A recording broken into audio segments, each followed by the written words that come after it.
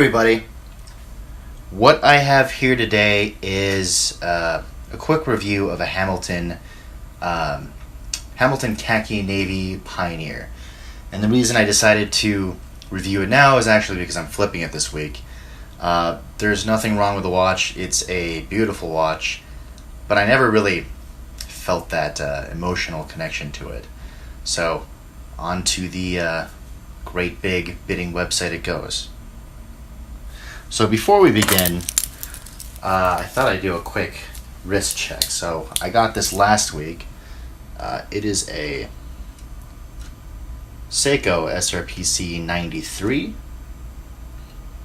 Save the Ocean, and I like it a lot. I plan on reviewing it in the next week or so, so look out for that video. But in the meantime, we will take a look at this Hamilton. So let me go ahead and open the box. It's a nice box, as you can see. So you got your manual in here.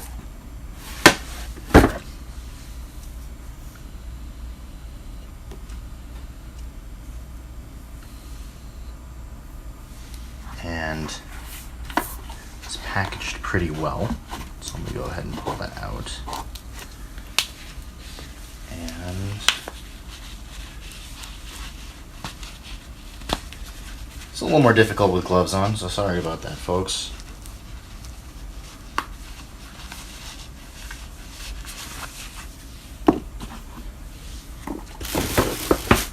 But here we go.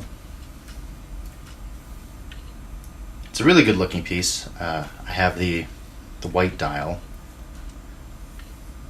And the dimensions, I think, are pretty ideal for a dress watch. So it's 40 millimeters, 43 millimeters with a crown.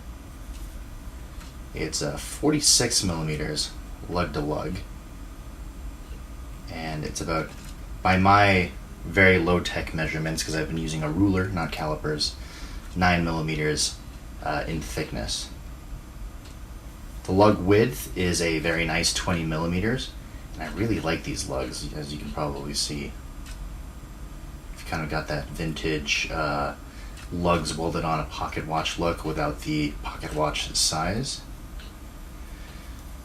And the band that it comes with is a very nice, it's not a full grain leather, but it's a, not quite cap. It feels like just a genuine leather, or maybe a top grain leather strap. Not sure how it'll hold up. I actually wore this on a Perlon strap. So this this strap was never worn. So whoever ends up winning the bid will get a pretty much brand new strap on a nearly new watch.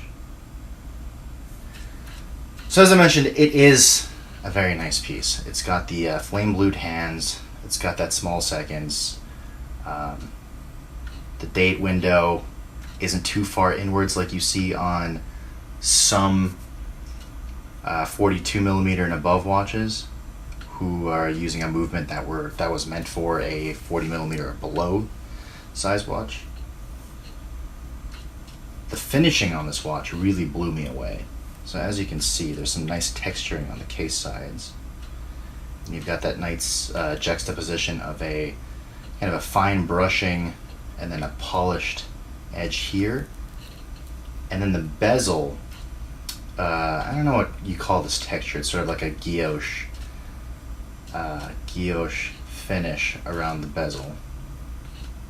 It's very well done, and I think at this price point, I don't know of any other watches that are finished this well. Now the movement in this watch is a ETA 2895-2. I know there's a debate as to whether the 2895 is better than the 2824 or the 2836.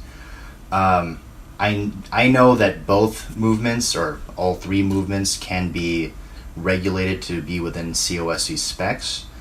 This one, however, out of the box has been running around plus 3.1 seconds, so I've been very pleased with its accuracy. The winding is interesting. It doesn't have the sort of resistance that you feel on a 2824.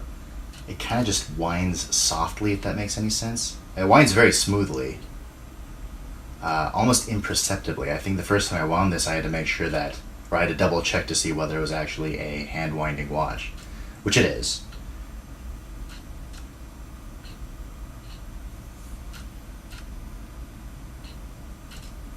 The crystal is a sapphire crystal.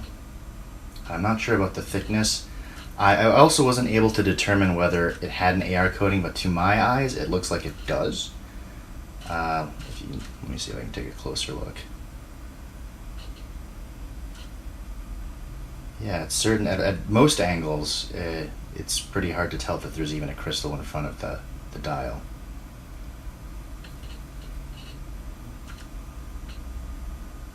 All in all, it's a very well finished watch, but I just, on wrist, I didn't feel that connection to it. Let me try to pop it on my wrist and see what you guys think.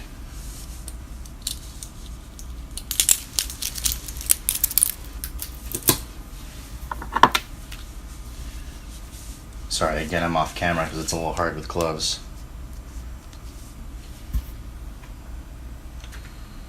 So I've got just under 7-inch wrists. That 46 millimeter lug to lug works great. But I don't know, on wrist it just wasn't for me. And I've kind of noticed that with a lot of Swatch Group watches. They're really fantastic on paper. The fit and finish is superb. You get a lot of bang for your buck.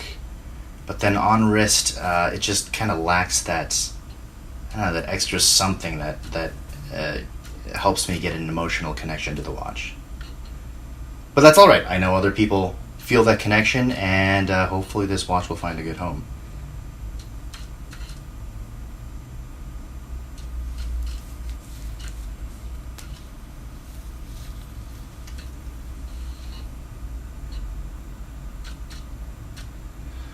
All right. Well, there's no lume on this watch. It's a dressier watch. So we will go straight to the beauty shots, I guess. Well, thanks for watching, guys, and I will catch you next time.